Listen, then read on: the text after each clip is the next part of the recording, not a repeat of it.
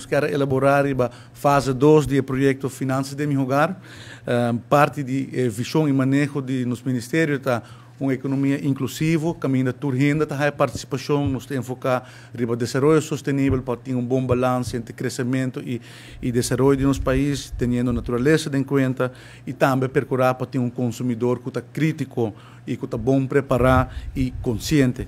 E é terreno na que nós temos diferente trabalho, mas para o qual está cidadão por participar, pois uma sociedade inclusiva, nos quer que o cidadão tem participação completa para por bordo melhor educar o terreno financeiro, no saco, nos hogar, não tem retorno grande, retorno com préstamo, retorno com préstamo, retorno com entrada, rápido se ainda não está huur, ainda não tem problema para manejar finanças, nos sabe de 3 de cada 10 hogar, gasta mais placa do qual não tem. E tem uma decisão que você toma, tem impacto no financeiro negativo e que por bordo prevenir e requerir para o cidadão estar bom preparar e para invertir de parte de educação financeira e financial literacy.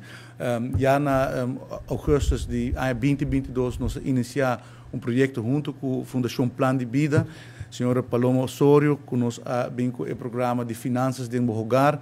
Nós vamos em 6 distritos, dentro de 6 distritos de Aruba, e nós temos um total de 306 participantes. Está um curso que está guardando na 4 para alunos, os 4 de alunos atrás de outro, e está guardando educar sobre diferentes tópicos no financeiro. Aqui um rato, presidente da Fundação Plan de Vida elaborar um pouco mais sobre conteúdo, e nosso WACO, projeto aqui vai de uma forma muito positiva, entusiasmo e feedback que nós temos de participantes não está positivo. O motivo é nós decidir para agora que bem que de 2 fases do projeto Finanças de Meu Hogar. Maneira de mencionar, no primeiro projeto nós vai em 6 distritos na Amazônia, num lugar central.